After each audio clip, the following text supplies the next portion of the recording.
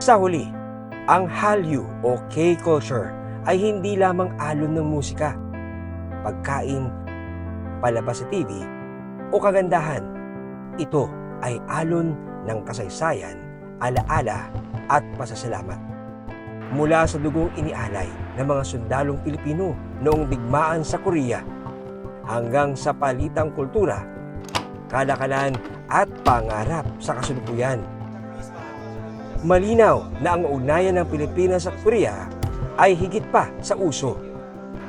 Ito ay isang malalim na pagkakaibigan.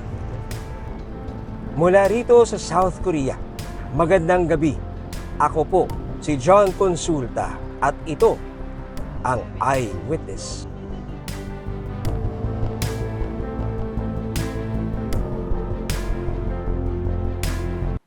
Maraming salamat sa pagtutok sa Eyewitness, mga kapuso.